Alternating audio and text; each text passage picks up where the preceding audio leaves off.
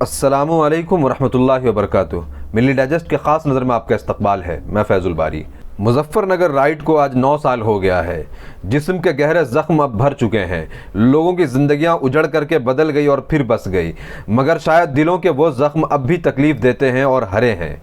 आज इस वीडियो में मुजफ्फरनगर राइड के बारे में बात करेंगे और जानेंगे कि कौन लोग मुसलमानों के कत्लेआम के ज़िम्मेदार हैं, और ये जो सेकुलर गवर्नमेंट थी और जो मुस्लिम ऑर्गेनाइजेशंस थी, उनका इस राइड में क्या रोल था। नाजरीन, इंडिया की राजधानी दिल्ली से सिर्फ 130 किलोमीटर दूर उत्तर प्रदेश का एक बड़ा डिस्ट्रिक्ट है मुजफ्फरनगर। यह शहर गन्ने की खेती और उसके मिठास और मुस्लिम जाट यूनिटी के लिए बहुत मशहूर था। बात है 27 अगस्त 2013 की।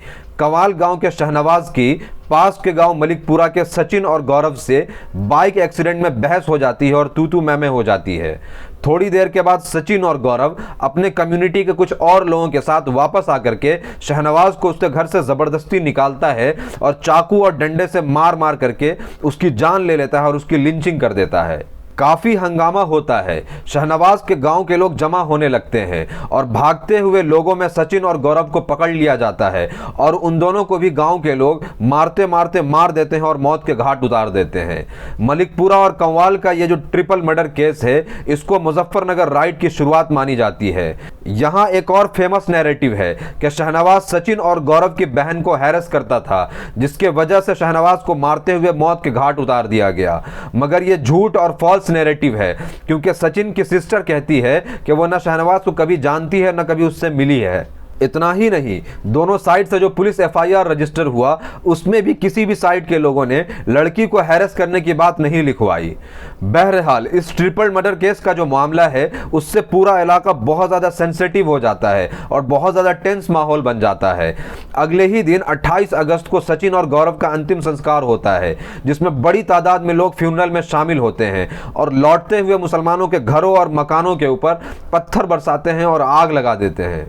इन सब के खिलाफ प्रोटेस्ट और इंसाफ के लिए और पीस मेंटेन कराने के नाम पर 2 दिन के बाद यानी 30 अगस्त को खालापार में जुमा के नमाज के बाद मस्जिद के सामने मुस्लिम लीडर्स जमा होते हैं, जिसमें पुलिस और एडमिनिस्ट्रेशन को और दंगाइयों को वार्न करते हुए काफ़ी जोशीले तकरीरें भी की जाती है, जिसके लगभग सारे स्पीकर्स के ऊपर हेट स्पीच और दंगा भड़काने का अब तक केस चल रहा है। फिर अगले दिन यानी 31 अगस्त को भारतीय किसान यूनियन ने नागला मंदौर में पंचायत बुलाया, जहां किसान यूनियन के लीडर गैर मौजूद थे, यानी उस प्रोटेस्ट में, उस पंचायत में नहीं आते हैं, जिससे बीजेपी के जो लीडर्स थे उनका स्टेज के ऊपर कब्जा रहता है। साध्वी प्राची, कपिल देव, उमेश मलिक और आज के टाइम पर हेट स्पीच देने के लिए बहुत ज़्यादा मशहूर यति नरसिंहा नंद, जो उस वक्त काफ़ी गुमनाम थे, वो लोग स्टेज पर मौजूद थे और काफ़ी ज़्यादा मुसलमानों के खिलाफ नफरत भरी बातें की जाती है और मुसलमानों के कत्लेआम की बात की जाती है। पंचायत में जाते और आते रास्ते में कई जगहों पर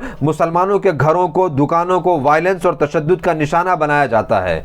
एक मुस्लिम फैमिली के कार को भी रास्ते में रोक करके आग के नज़र कर दिया जाता है। इसी बीच मुजफ्फरनगर राइड का सबसे ज्यादा ट्रिगरिंग पॉइंट आया जब बीजेपी के एमएलए संगीत सोम ने पाकिस्तान सियालकोट के एक आपसी झगड़े के वीडियो को कवाल हत्या का वीडियो बता करके सर्कुलेट कर दिया, जो देखते ही देखते सोशल मीडिया में जंगल में आग की तरह फैली, जिसमें 2 बच्चों को मारने का यानी उनके लिंचिंग की वीडियो रहती है। लोग ये समझते हैं कि कवाल में इसी तरीके से, इसी बेदर्दी से इसकी हत्या की गई है, जिसके बाद माहौल वहां का बहुत ज्यादा खराब हो जाता है और बहुत टेंस हो जाता है।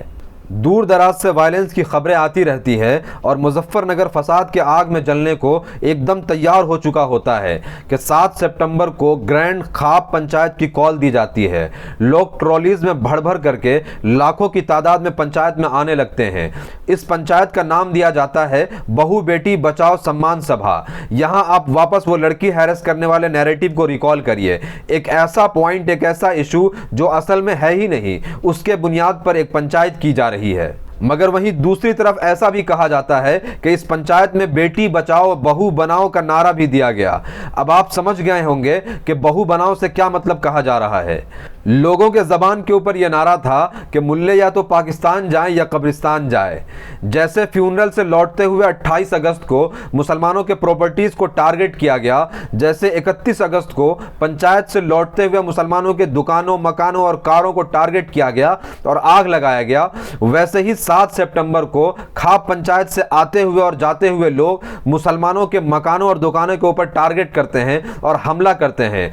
इसमें जहां जहां मुसलमान अपने घर से निकल करके खुद को डिफेंड करते हैं, अपने आप को बचाते हैं, अपना दिफा करते हैं, वहां क्लैश होता है, जिसमें शाहपुर का वासी गांव और जौली कैनाल के ऊपर बहुत ज्यादा हेवी क्लैश होता है और आपस में बहुत ज्यादा झड़प होती है। जौली कैनाल के पास झड़प में 18 ट्रैक्टर ट्रॉलीज और 3 मोटर बाइक को मुसलमान आग लगा देते हैं। वहीं 6 लोगों की डेड बॉडीज नहर से रिकवर की जाती है और कोई ये अफवाह फैला देता है कि सैकड़ों जाट के लोग लापता है और मिसिंग है। यहां से शुरू होती है मुजफ्फरनगर में जाट कम्युनिटी का तांडव और उधम, और फिर देखते ही देखते ढेरों मुसलमानों को मारना, काटना और उनका कत्लेआम करना शुरू कर दिया जाता है। मुसलमानों का कत्लेआम अफसोसनाक तो है ही, मगर जो सबसे खतरनाक और दर्दनाक सानहा है वो ये है कि औरतों की इज्जत के ऊपर सिस्टमैटिक अटैक होता है।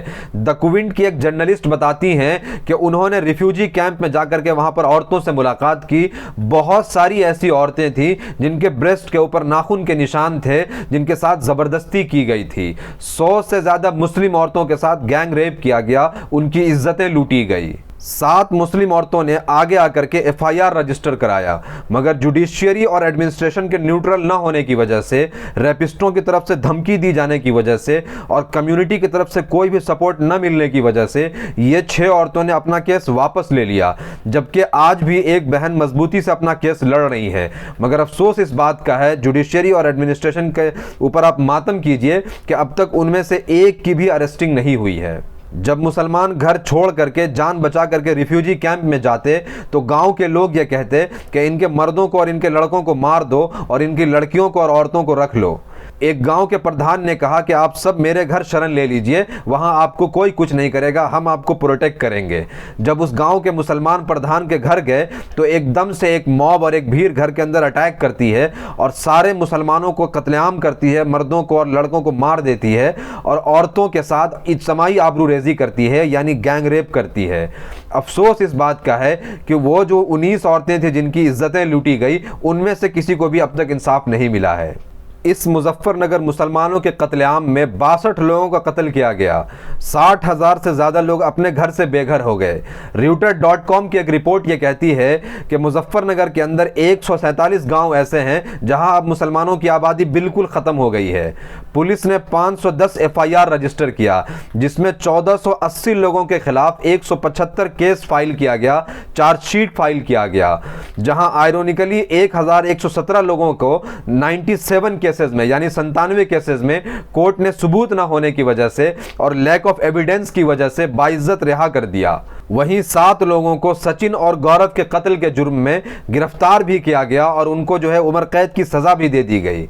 आपको ये जान करके हैरानी होगी कि इतने बड़े कत्लेआम में सिर्फ इन्हीं 7 लोगों को सजा हुई, वरना शाहनवाज का कत्ल हुआ। अनऑफिशियल रिपोर्ट्स ये कहती हैं कि सैकड़ों लोगों को मारा गया, सैकड़ों लोग लापता हैं, लेकिन उन जालिमों को, वो जो कातिल हैं, उनको कुछ नहीं किया गया और वो बिल्कुल उसी समाज में आज़ाद घूम रहे हैं। और तो और पिछले साल बीजेपी गवर्नमेंट ने 12 बीजेपी के लीडर के ऊपर से जो दंगा भड़काने का उनके ऊपर इल्जाम था, जो साबित शुदा इल्जाम था, जिसके एविडेंसेस मौजूद थे, उन केसेस को वापस जो है उन बीजेपी के लीडर से ले लिया है, जिसमें सुरेश राणा, संगीत सोम, भारतेंदु सिंह और साध्वी पराचित सिंह के केसेस शामिल हैं। इन सब के ऊपर से केस वापस ले लिया गया है, जबकि इनकी वीडियोस मौजूद हैं कि ये इस राइट को इंसाइट करने में मौजूद थे।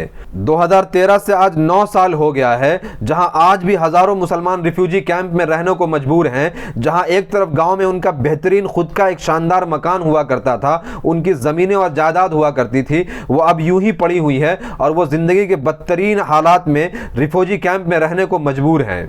कैराना के लीडर नाहिद हसन ने कुछ जमीन इन मजबूर लोगों को दे करके वहां इनको बसाया। वहीं जमीयतुल उलमा हिंद ने भी बागो नवाली गांव मुजफ्फरपुर में इन लोगों के लिए कॉलोनी बसाई, जहां 466 मकान अब तक तामीर किए जा चुके हैं, जो जिनको इनके लिए हैंड ओवर कर दिया गया है, जहां ये लोग रह रहे हैं। मगर यहां पर सबसे इंपॉर्टेंट सवाल यह है कि क्या जमीयतुल उलमा हिंद का सिर्फ यही रोल है कि फसाद के बाद और सैलाब के बाद इन लोगों की मदद कर दी जाए, या उनका रोल मुसलमानों के लिए पॉलिसी मेकिंग होगी, या मुसलमानों की जो खूबसूरत और बेहतरीन मुस्तकबिल हो उसके लिए अवेयरनेस क्रिएट करना होगा, या यह है कि मुसलमानों को कैसे मुनज़्ज़म तरीके से जिंदा रखा जा सकता है, उनको कैसे मजबूत किया जा सकता है। जमीयतुल उलमा हिंद का यह रोल होगा। इसके ऊपर समझना, इसके ऊपर चर्चा करना और इसके ऊपर बात करना बहुत ज़रूरी है।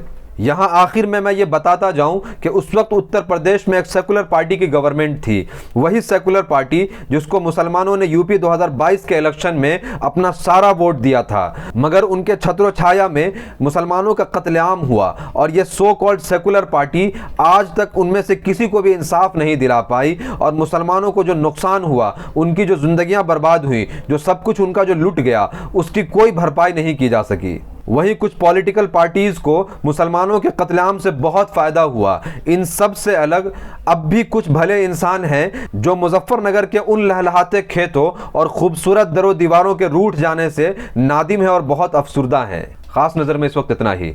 मिल्ली डाइजेस्ट को सपोर्ट करने के लिए सब्सक्राइब करें। Thank you.